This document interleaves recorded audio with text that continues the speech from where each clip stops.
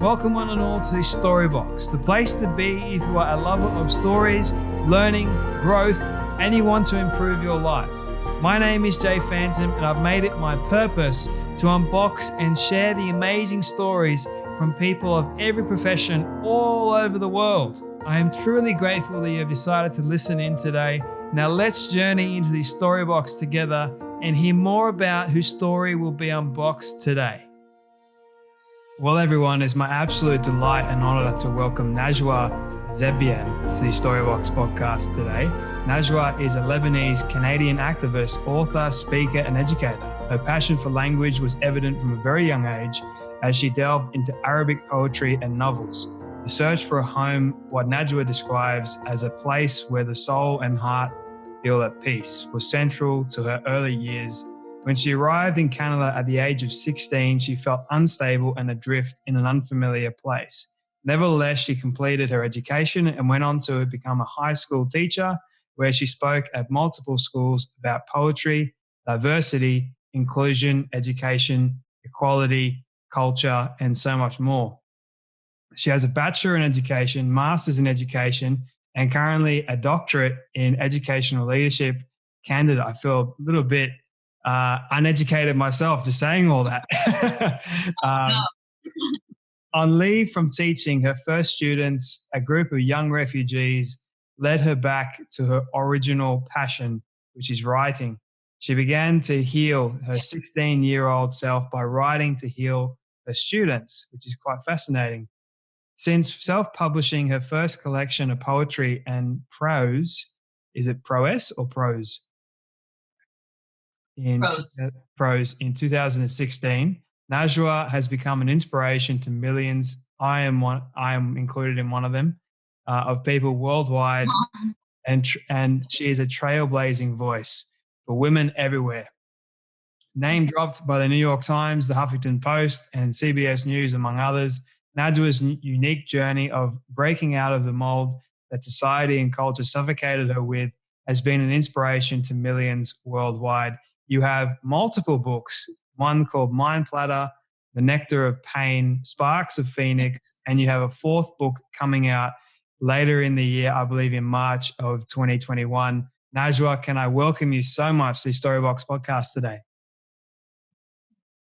Thank you so much for this beautiful introduction.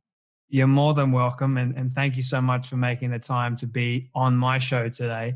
Like I mentioned off air, that I have been looking forward to this conversation for quite some time. Your work has been an inspiration to me. I've listened to a lot of your interviews, and I just had to reach out and I had to speak to you as best I could. So thank you so much.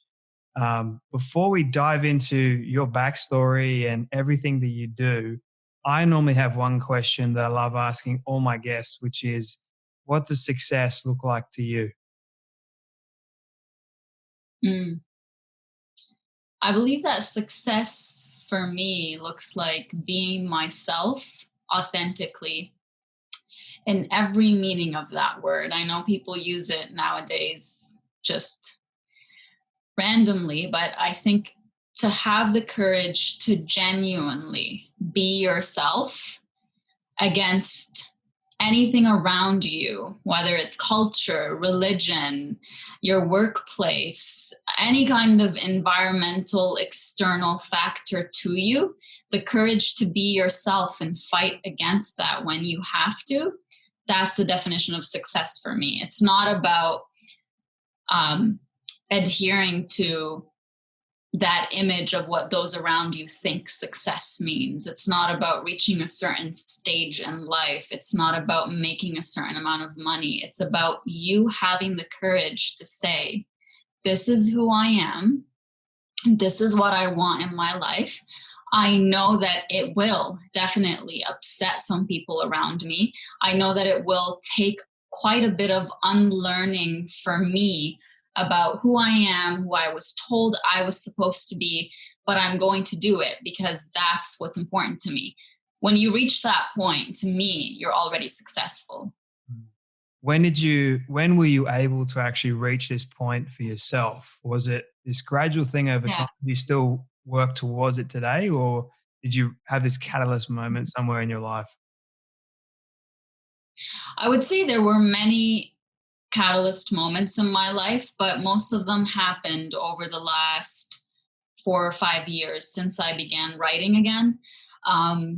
Because everyone thinks that change happens in this magical moment. It's like the ending of the movie where you're like making the biggest realization about your life and you're like, now I'm going to do that.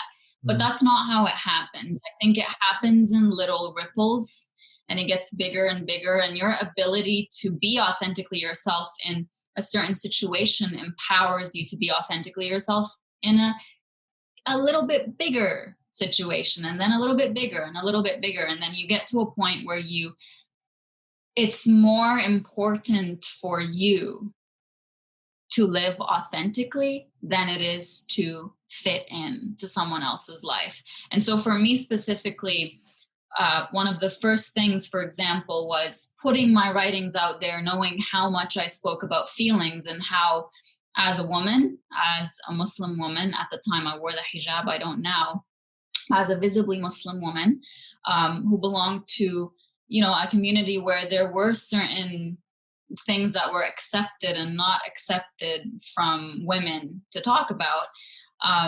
One of the first steps was putting my writings out there and say, you know what, this is how I feel.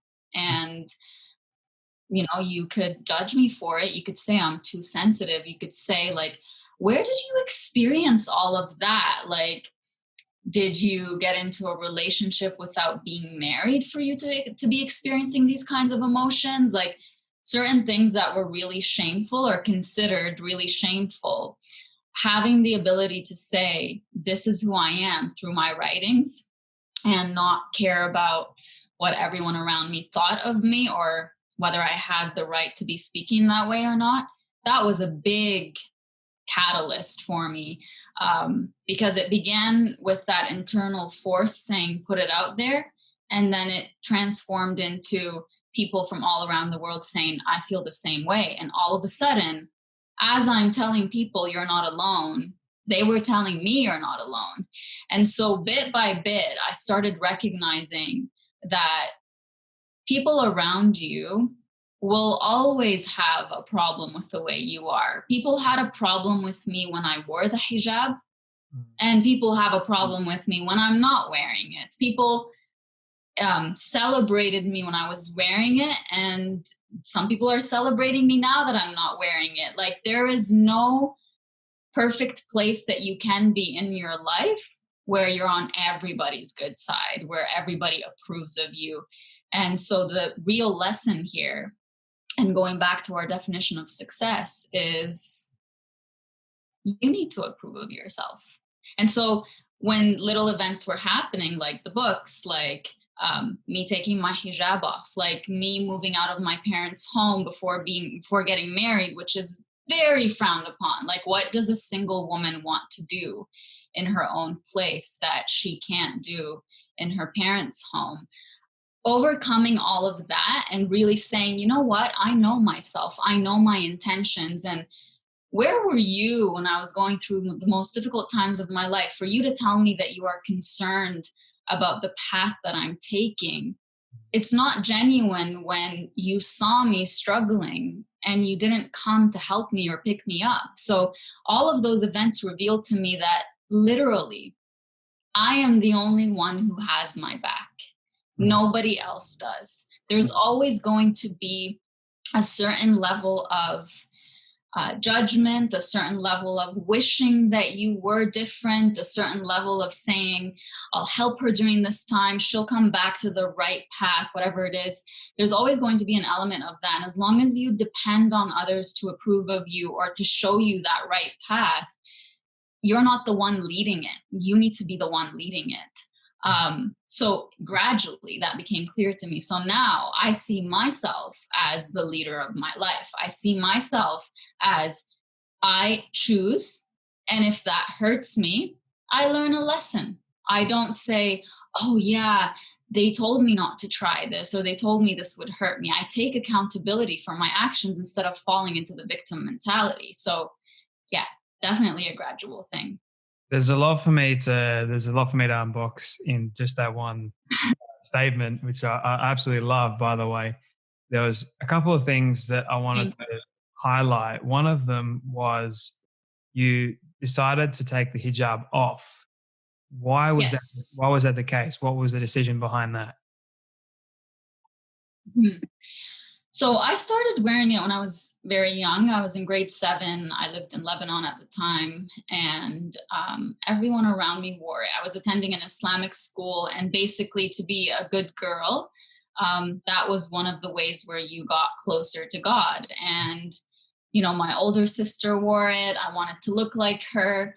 It was very normal, for lack of a better word, to see women covered. So they weren't looked at differently in any way where I lived. It was predominantly a Muslim community. And so after moving here at 16 and seeing, I wasn't aware that I was being looked at differently, because for the longest time I wasn't looked at differently. So when I came here, I just automatically assumed that people were treating me differently because something's wrong with me. I didn't think it would be the way I chose to dress. And then I had an incident on the bus to university when I was 19 years old, where I was wearing a white hijab. I was wearing a nice long skirt, and this older man was staring me down the whole way. And I remember like distinctly, his body was covered with tattoos, and just he was staring me down the whole way. And then when the time came for him to get off the bus, he looked back at me and said, you're in Canada, you don't have to dress like that. And that was a life-changing moment for me, because immediately I started crying. I couldn't, first of all, he didn't give me a chance to speak up for myself, because he said that and jumped off the bus. And then I expressed my frustration and anger and hurt through tears. And then I remember later that day just reflecting back on all the experiences in my life that could have potentially been because I was covered. And I asked myself, do I take this off so that I could avoid this kind of judgment or this kind of treatment? Or do I continue to wake up every morning? Because my hijab was kind of like a safety blanket for me. It wasn't something I was ready to let go of, regardless of the thought behind it, the purpose behind it. It was something I became comfortable in. And to feel so suddenly like it was being robbed from me, it didn't feel good. And so I said, do I take it off, look like everybody, avoid this kind of judgment? Or do I wake up every morning and say, I am courageous for choosing to wear this? And so that's the choice that I made. And then over the years, so I became a teacher at 22, I began teaching, and I started getting called into classrooms. And I loved writing, I loved expression, but the first thing they would ask me to talk about was my hijab and why I wear it, and just to bring in that diversity and inclusion and teach students about like being open and being understanding, not being racist, not being Islamophobic. And even though I love talking about those topics, I always felt like there was more to me than just being covered. And the more I spoke about it and about how it's a label. It's something that a person can choose, but it doesn't really label the person as a whole. The more I talked about that, the more it became clear to me that the image of myself that I'm projecting into the world is not the image of myself that I see. And I had one really powerful moment one day where I was reflecting deeply on my journey, on where I am in my life and where I'm headed. And I started imagining a biography being written about me 100 years from now. And I looked at the page in my mind, and it would start with Najwa Zebian changed the world by, it's like this or that, by helping people heal, by all these different things. And then it dawned upon me that the picture that I saw, I wasn't covered in it. And so immediately that initial feeling I had that I'm not projecting the right image of myself into the world, that was solidified. It was no longer just a feeling, just a phase that I was going through. It was like, you know what? This is a change that you need to make for yourself. And you just have to start somewhere. And so that's when I started reflecting on how life would be without it, how it would be perceived. Because at that point, people were aware of me. I had published 2 books at the time. I was working on my 3rd, and people really attached that label of being a Muslim author to me. And I never liked that, to be honest with you, because it felt like that label overpowered all the other labels. I love writing. I love helping people heal. I don't care if you're a man or a woman. I don't care what your gender identity is. I don't care what your religious affiliation is, what your political views are. Everybody goes through struggles, and I want to help everyone. So the fact that that was always thrown at me and I was defined by it really got to me. And so I decided, just like that day when I decided that courage would be to continue wearing it every single day, now I told myself, now courage is taking it off, because you don't see yourself wearing it anymore, and you see your value as a woman is not dependent on how many inches of skin you cover. So that's where that happened. That truly is beautiful. And I love the way you described how, wearing it, or back then, was perceived as being courageous, but now taking it off is more courageous. And I think for me and my life and finding out my own identity, it happened very recently, like last year. Like everything just sort of collapsed on top of me. And I've been through a lot of pain, like physical, mental, emotional, sexual abuse, all kinds of stuff. So there was a lot for me to really heal. And last year all just collapsed. And I was sort of like, who am I? Who do I want to be? Where am I going in life? And it was actually one person asked me a simple question. He's like, why do you want to work in this place? That sort of got my brain. It kind of reminds me of sparks of the phoenix, like where you want to go in life. Yes. Those little moments that just are a spark or catalyst for the much greater. And on the train ride home, I was just like, well, I want to help people. I want to help people heal their own pain, very much like you, Najwa. Yes. Because you're very right. We're all human beings. We all go through struggles. And I don't care, we're all created equal. We're all human. We all got blood. We've all got, skin, bone. The only thing that makes us different, and I think it's beautiful and unique at the same time, is our personality. But I think we've all got to come to a point of just accepting the fact that even though we do have different beliefs, we do have different ideologies and all that, that we can come to a place that if you do have pain, we can relate to that. And we can say, look, you're not alone. It's okay. We can heal. And I always talk about I am versus I do. And for such a long time, I kept telling myself that I am this person when I really wasn't, rather than I get to do that.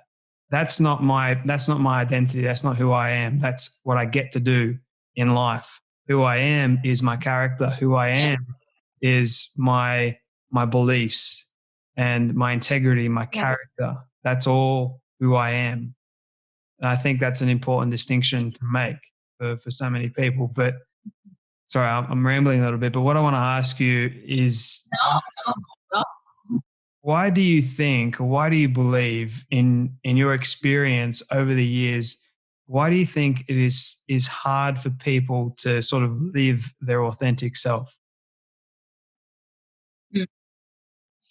I think it's because they're afraid that being their authentic self will make people not love them, or will make people walk away from them. Because our biggest need from the moment we're born is to feel loved and to feel like we are a part of something, to feel like we belong. And many times, like, think of this. I don't know if you're in a relationship. I don't know if you've been in a relationship, but to the people listening, when you are in a relationship and say your partner does something that really hurts your feelings, at first you're angry. You're like, how could he or she do this? How could they hurt me this way? I'm going to confront them about it. The moment you think of confronting them, your knees start to shake because you know the consequences of you speaking up. You're afraid of telling them that something hurt you when you fully have the right to feel hurt. You're entitled to your feelings, but you're afraid, and you might choose to not speak to them about it and choose to make compromises at your own end, simply because you know that one of the possibilities of you talking about it is them leaving, and you don't want them. And I believe that the biggest thing that stops people from being their authentic self is fear of being pushed away, fear of being shamed, fear of feeling like you're on the wrong path. But at the end of the day, all of those options, all of those fears are a direct result of you defining your worth by how others see you, by how much love others believe you deserve, based on what you do, based on who you are, based on. So you're putting your sense of worthiness based on what others choose to do about the way that they see you. That's the problem. Once you let go of that and stop seeing yourself through the eyes of others and ask yourself genuinely, what do I think of myself? Not through anyone else's eyes. Let go of rules, let go of culture, let go of religion, let go of tradition, let go of that ideal life that those around you have built in your mind. Like, you get an education, then you get married, then you have kids, you have this many kids, then you live here, you make this much money. Let go of all of that. You as a human being right now, I don't care what designer clothes you're not wearing. I don't care about what the physical features or things that you have surrounding you are. You as a human being with this heart and soul and brain that you have, what do you think of yourself? And just the thought of that makes people cry sometimes because they don't know. They've been defining themselves for so long through the eyes of others. I am not good enough. Good enough for who? Yeah. Good enough for what? What does that even mean to say I'm not good enough? What are you not good enough for, and who are you not good enough for? Once you really ask yourself that question, that's when your journey of coming back to yourself begins. Because now you're going to discover who you are, and you're going to discover what you think of yourself, and you're going to discover all the things that you've done and said that you need to forgive yourself for, be compassionate with yourself for. You're going to discover all the people in your life who don't belong in your life, all the people in your life who, have taught you that you need to be a certain way for you to be worthy. And so all of that begins with that question. What do I think of myself? What do I believe about myself? What do I think about my worth? And just genuinely answer those questions for yourself. And I think for a lot of people, it's also fear of missing out, fear of loss, and what that actually looks like for them. Because I had all those fears, and I'm only 24. And what I will say to a lot of people, I went on the journey. It was the hardest thing that I've ever done. It was painful. It opened my eyes to a lot of fears that I had in my life, and I had to really dig deep and do the work and really uncover some things that I had buried for a very, very long time. That was my choice. And when I uncovered them, it was like, why did I bury them in the first place? And it was very confronting. And it was almost like this. I was like this little small person confronted with a massive, massive dragon in front of me, if I was to paint a picture. And I had no weapon at all to confront this dragon. And the dragon had like heaps of heads. And It was staring at me in the face, all these eyes, all of these heads as well, just directly at me. And I was like, what do I got? What have I got? I've got my bare strength. That's it. Kind of like the Herculean fighting the Hydra, kind of like that.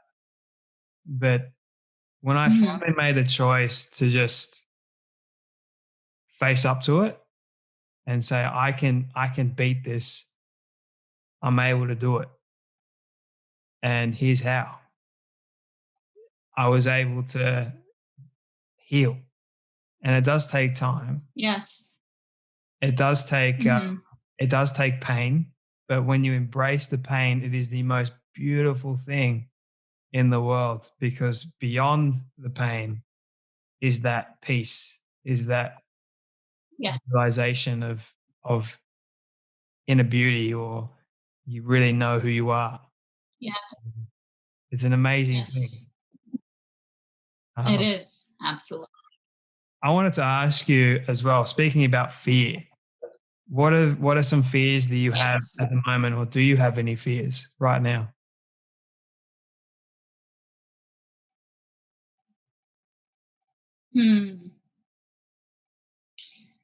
I feel like because I've gotten to a point where I know what being my authentic self looks like, my biggest fear is in moments where I feel judged or shamed by those who I love, that I will compromise being my authentic self to keep them happy with me, or to keep them from being upset.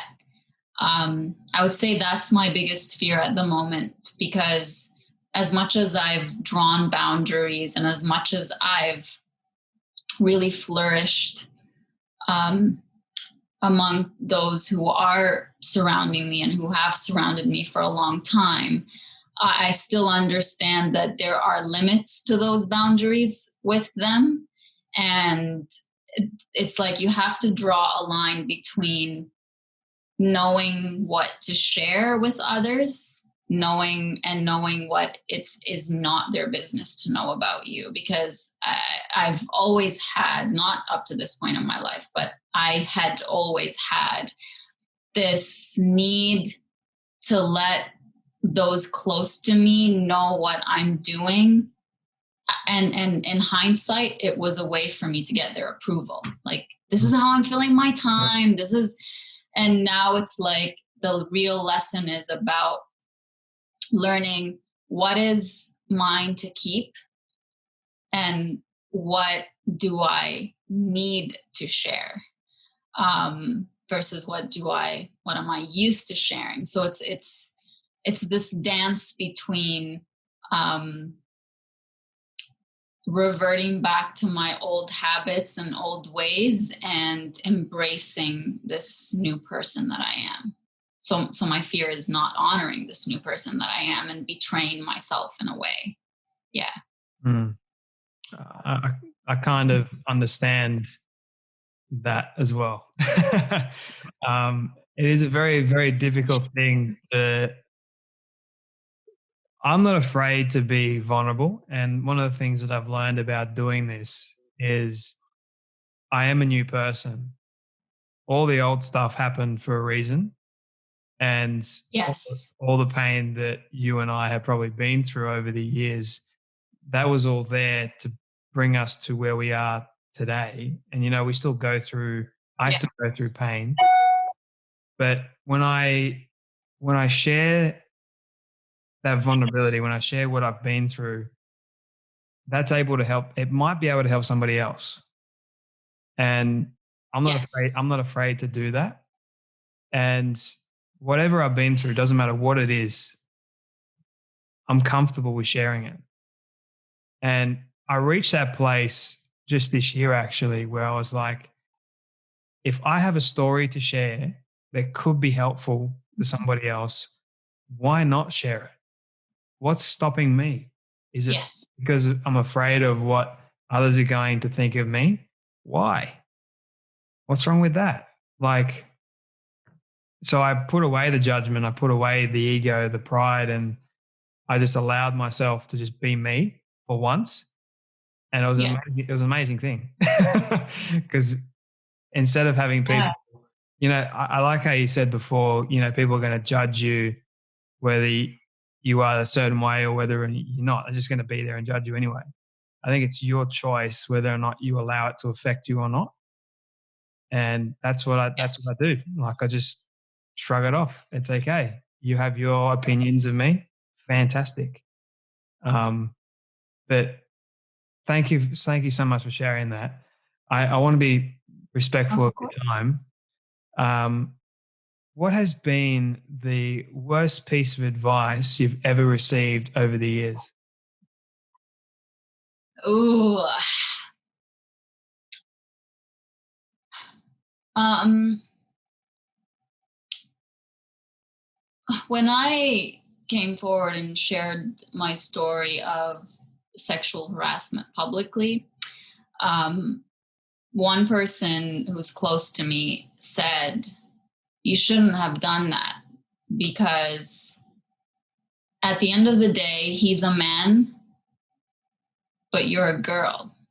Mm-hmm. You have to protect your reputation." And that hurt so much at the time.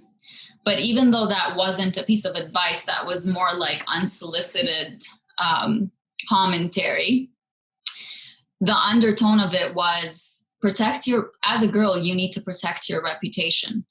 And it doesn't matter what someone else chooses to do with you. It's the way that it's whether you shine the light on it or not that is the problem. And so, again, and another hidden message was, if you could keep this secret, then you're okay. And the more and more I thought about it, I was like, talking about it or not talking about it doesn't mean that it didn't happen. Like, I'm hurting, I'm in pain. So what's the purpose of me staying quiet? Is it to not bring attention on myself? Because that's not my intention. My intention is to say, this happened to me and it was wrong. And another argument that I would get was, well, it wasn't that bad. Like, it wasn't as bad as you described it to be. And I'm like, okay, so if it wasn't as bad as I'm describing it, why can't I talk about it? And the moment I would say that to someone, they would go quiet because they know I'm right. If it's not that bad, why is it so wrong for me to talk about it, right? So I would say the worst piece of advice I've gotten was, as a girl, as a woman, it's your responsibility to protect your reputation, whatever that means, because that holds you back, and that held me back for so long. And once I let go of that word altogether, I felt like, my therapist at the time described it this way. She's like, you are growing prolifically, and those around you don't have the capacity to see that growth. That's why you're continuously feeling like you're isolated and alone and being pushed away, because you're growing, and the person that they are seeing, they don't recognize. So I've embraced that growth as opposed to embracing going back to a place that I had to kind of be in a jar to be accepted and loved. Mm. You mentioned there the sexual harassment case, and having Yeah. been someone that has gone through sexual abuse and sexual harassment as well, I'm curious, like, what was it like for you, and how were you able to heal from that, or are you still healing from that today? Um, so it definitely wasn't like, I feel like to a certain extent, I have gone through going over it a million times. I've gone through all the arguments I had in my mind where I blamed myself, or where I was waiting for an apology, or where I was waiting for someone to say, I believe you, or waiting for someone to say, yeah, you know what, that was bad enough. You should have spoken about it. Waiting for anyone's approval other than myself. I've gone through all of that. And the experience itself was so painful and so traumatizing in a way that it changed me as a person to my core. And I think it just really woke me up to, who are you? What do you accept? What don't you accept? It kind of put me at a crossroads where I could no longer be a passive person in my own story. I had to be someone who seemed like a villain at one point for speaking up. And that was a label that I wasn't comfortable with, because I've always been, I had always been, not I've always been, because I'm not like that anymore. I had always been at that point the good girl, the quiet girl, the girl that everybody loved, the one that's so kind that everybody comes to, no matter how much they hurt her, she'll forgive them. And now I was this person saying, that person hurt me, and what he did to me was wrong. And so I became, in the eyes of so many and people who didn't even know me, someone who wanted to ruin someone else's life, when really I was the one whose life was ruined, but it happened in silence, in private. You didn't see it. Now you're seeing someone else's life go down, whatever that means. So in addition to how awful the experience was, the blessing in it is that it got me to a point where I had to choose myself. I had to choose between myself and the self that I thought I needed to be in order to be okay. So breaking my silence took away that image of the good girl from me. And now I'm somebody who knows what she stands for, and somebody who knows how to say no, and somebody who, I'm getting emotional talking about it. Someone who won't shrink herself or silence herself just to be accepted by someone, whoever that is. And now that some time has passed, I don't regret not one bit of it. And if anything, at the beginning, I was blaming myself for so much of it. And now I'm at a point where I know where I went wrong and I take responsibility for it. And I'm compassionate with my younger self, because I always say, you never asked to be abused. You were asking for love. You were asking for respect. What they chose to give you, and the things within you that they saw that they chose to take advantage of, that's their choice. You didn't choose that upon yourself. So I can say that with peace, and I could say it without having any sense of resentment, without having any sense of, you owe me an apology, you owe me to reverse back what you did. There's none of that. There's peace. There is peace with who I am, and there is peace with who that person is. So I hope that answers your question. It really does. And I'm through that too, because that's it. There's no right word to say. It's not even like, I'm sorry that you went through that. That doesn't even, that, you know what I mean? It's just, there are no words to tell someone who's experienced something like that, because it doesn't take away anything. No. And you're completely right. I mean, it is the person's choice to face up to it and really deal with it. Like I was saying before, for many years, I buried it. And it was only very recently that I started getting like these flashbacks, and I started remembering things. And I thought, hang on a minute. No, that didn't happen. I'm a man. That can't happen. Yeah. And I just like I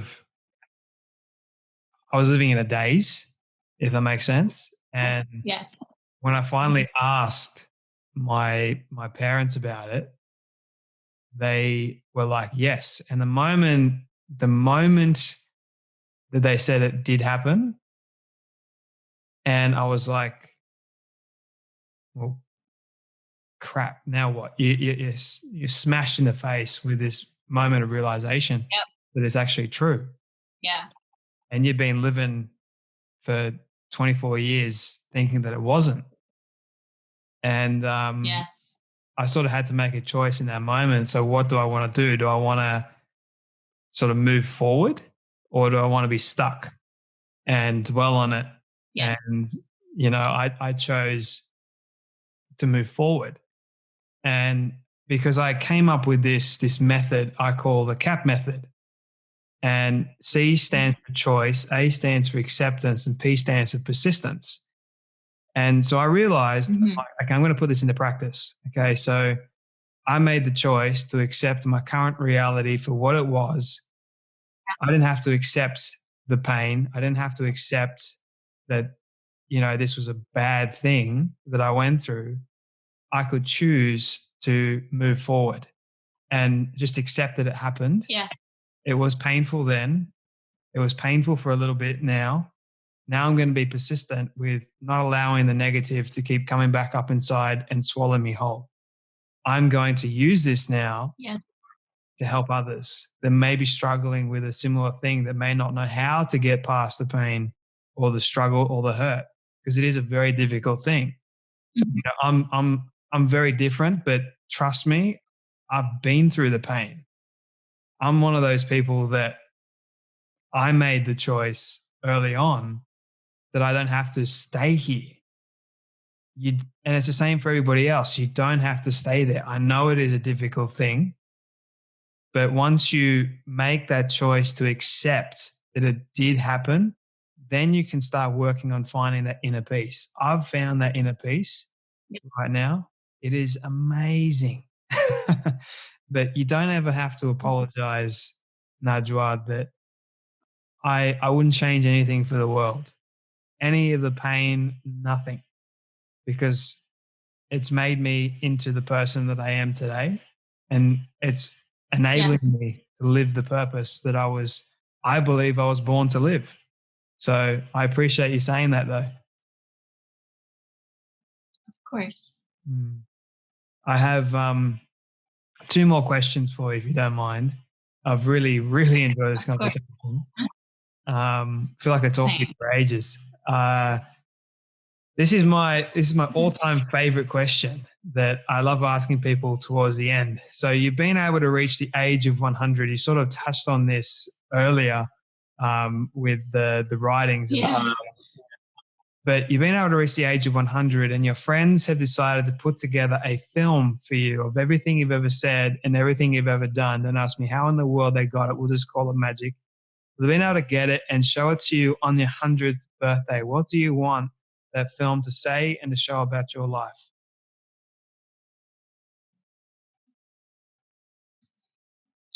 I want that film to show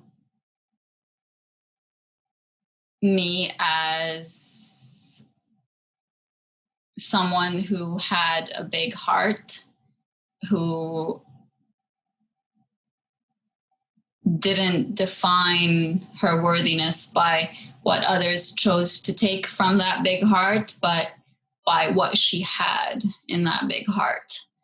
I would want it to show me as a strong, confident, independent woman who refused to be confined by anything that she didn't believe in, who refused to compromise her morals and values when it comes to how we should be as human beings towards one another, regardless of any label.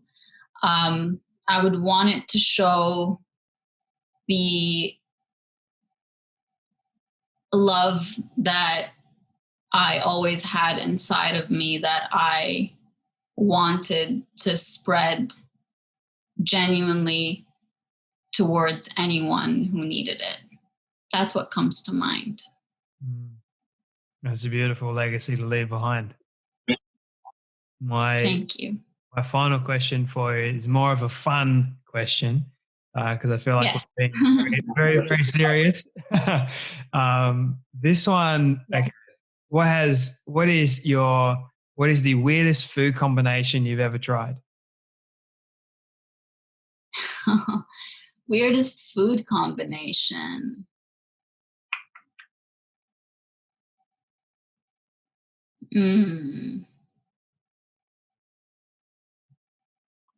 I'm usually very picky with the foods I eat, but I would say when I was younger, my mom used to eat grapes with pita bread. Like she would wrap the grape in pita bread and eat it. And it was so delicious. I haven't had that in a while, but I would say that's the weirdest food combination I've had.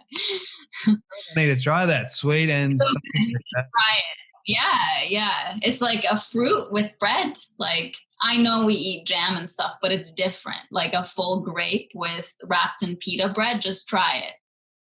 Okay. I'm going to have to add that to my ever-growing list now, because I'm a huge fan of like Lebanese and all that sort of stuff, but I'd never heard of putting a grape with pita bread. That's amazing. Okay.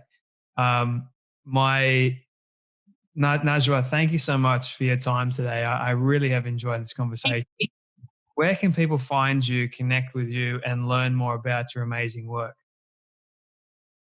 So I'm on all social media platforms. My username is at Najwa Zebian, NAJWAZEBIAN. I'm on TikTok, I'm on YouTube, Facebook, Instagram. There's also my website. And if they would like to read my books, they are literally at any bookstore that you can go to. And they're also on Amazon.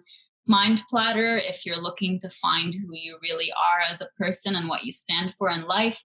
The Nectar of Pain, if you've gone through any painful experience and you just want someone who says, I get it. And Sparks of Phoenix is if you have gone through that pain and you want someone to tell you, I get it, and also someone to walk you through to get to a point where you rise from the ashes of what was meant to bury you. I love the Sparks of Phoenix. It's a beautiful one. And The Nectar of Pain, such a powerful title, that one. The Sweetness of Pain, just the amazing thing. Najwa, thank you so much. You had mentioned earlier, just very quickly, you had mentioned earlier that beyond the pain, there's so much. I would say through the pain, there's so much. You have to go through the pain. You have to see it through, as opposed to just keep telling yourself, there's better on the other side. There's better on the other side. There's better within. Feeling it already is better than not feeling it. That's it. I don't want this conversation to end, but thank you so much, Najwa, for your kindness, your story, your vulnerability, your courage. It's inspired me and it's challenged me today. So thank you once again for coming on the Storybox podcast. Thank you for having me. I really enjoyed this, and I hope that whoever listens to it, they can grab some healing from it.